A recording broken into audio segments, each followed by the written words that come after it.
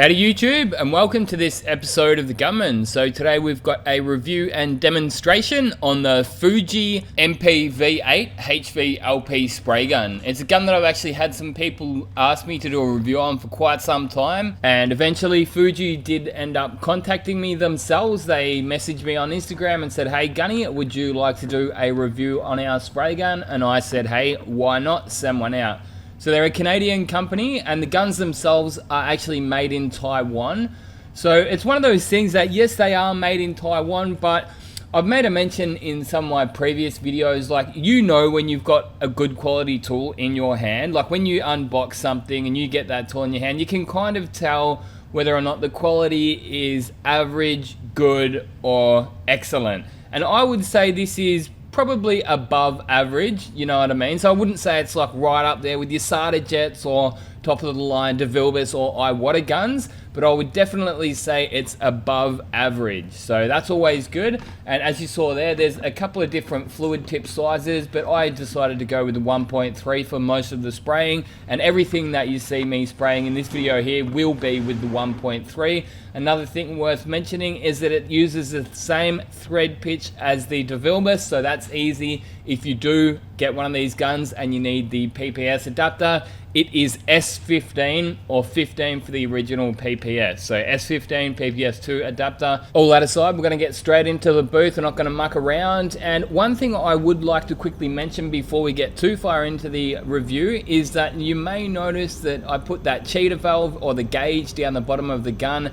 And you may even notice that it's spinning around because, look, it's an annoying thing. I'm not the biggest fan of it, and I did actually tell Fuji, the guys from Fuji themselves, in a message on Instagram. I said, hey, that's one thing. They said, oh, you know, like, have you got any feedback, early feedback? And I said, yeah, look, I'm not the biggest fan of that air swivel down the base of the gun where the air fitting goes, because if I want to put a gauge on, then it just ends up spinning around. So no doubt there's probably a way that you could either remove it or even just lock it in there somehow. If you did decide this is a gun for me, but that swivel was going to be pretty annoying, then no doubt you could find yourself a little workaround.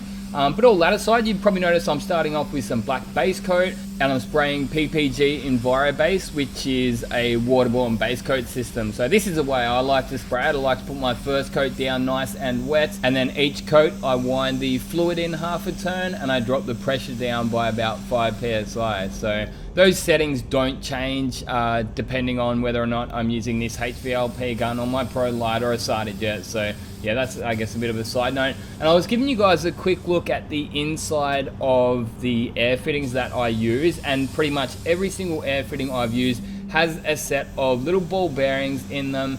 So I was showing you that to show you that the swivel on the base of the gun is just unnecessary. I've never had a air fitting lock up and start twisting the airline. So like I understand why they put it there, the air swivel on the bottom, but it is just unnecessary. Okay, so yeah, that's some constructive criticism to Fuji. You know, maybe they could end up dropping it or just put like a little adapter in the box itself, and you can say, well, if you do want the swivel, then you can put it on yourself, or maybe they could just ditch it, because especially, I mean, in my industry, I've never needed one anyway, and that's why most spray gun manufacturers don't do them. However, SATA do put them on. I've always thought that SATA put them on to push you in the direction of the digital spray gun, because if you want to get your proper reading, then putting one of these cheater valves down the bottom is obviously going to be annoying when it's constantly spinning around on you. So all that aside, it does actually have like a nice even spray fan, and what I mean by that is, like, if you look through the fan, through the side of the fan, there isn't any dead zone. So especially some of the cheaper spray guns, you can get like dead zones in there, so you're not getting a very even distribution of the fluid when you are spraying. So it's got a very, they've nailed the atomization. They actually do have a very nice atomization on it.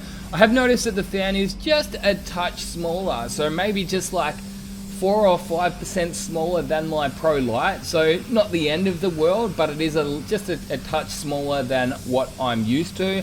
it doesn't actually translate to any big difference in material consumption or anything like that. It's just one of those small things that I did notice when I was using the gun. So on a bit of a side note, the same company that makes these, Fuji, they actually do a turbine sprayer. So that's something that looks very interesting. It's something that, like, down the line one day when I set up my own little home garage, because I actually own a house up in the country, so one day, it might be 10 or 15 years, when I'm ready to go and live the country life, I might actually look into getting one of those turbine sprayers. So you don't need a compressor. I don't fully understand the technology sprayer, so it's something that I've never used before, but this company Fuji do actually do like a turbine HVLP sprayer. So that's something that's very interesting, and I don't believe many companies do that. So if that does interest you, I will actually leave a link to their website in the description of this video, even if you just want to go and do some more reading up on it. I'm pretty sure that Brian from Paint Society has actually done a video on it. So I'll do some digging around and see if I can find it, and also include that link in the description if that is the case. So yeah, Brian has a big YouTube channel himself, and he's killing it here on YouTube, which is good. So Paint Society, I'd like to give him a shout out. Well, I mean, he's bigger than me these days anyways, so he doesn't really need a shout out from me, but I actually love his motto. He's got like a bit of a motto on his channel, like a catchphrase, I guess, and he goes, "Don't overthink it, it's just paint." And it's so true. Like, yeah, it is just paint. It's not that big of a deal, you know. So another one that I really like, I'm going to read you guys a quote from a guy that follows me on Instagram. Well, he actually watches all my YouTube videos as well.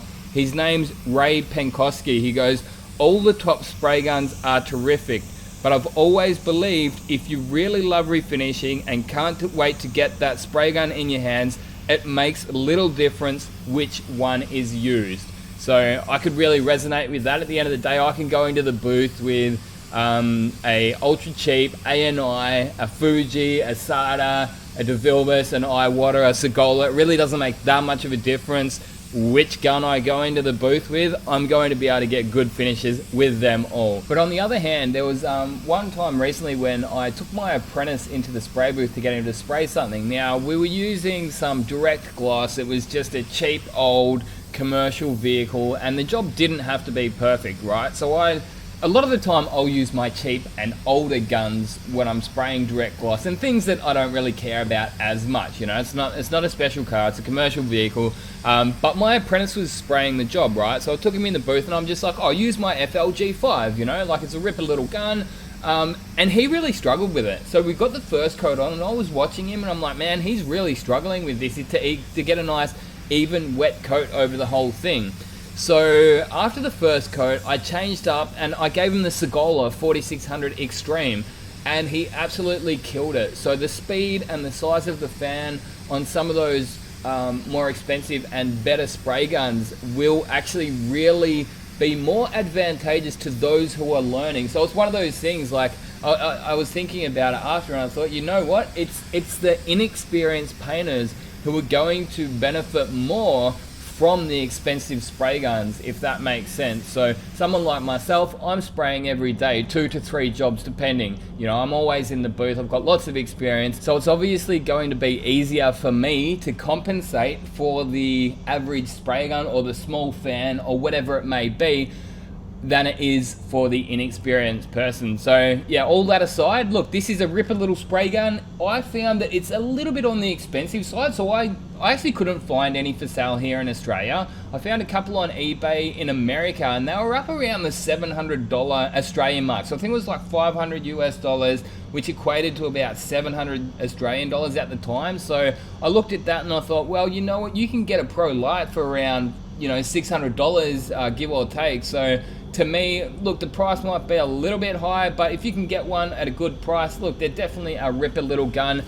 Anyway, I hope you guys did enjoy that video. Go and check out some of my merch. If you haven't already, go buy a spray suit or something. Gunman out. I'd like to say a big thanks to everyone for watching, and if you'd like to support the channel further, you're more than welcome to go over and check out some of the merchandise we've got. My personal favorite is those spray suits, so they're a good quality Colad branded spray suit with a Gunman logo on it. There's also hats, drink coolers, hoodies and t-shirts, so be sure to go over and check out the link in the description if you are interested.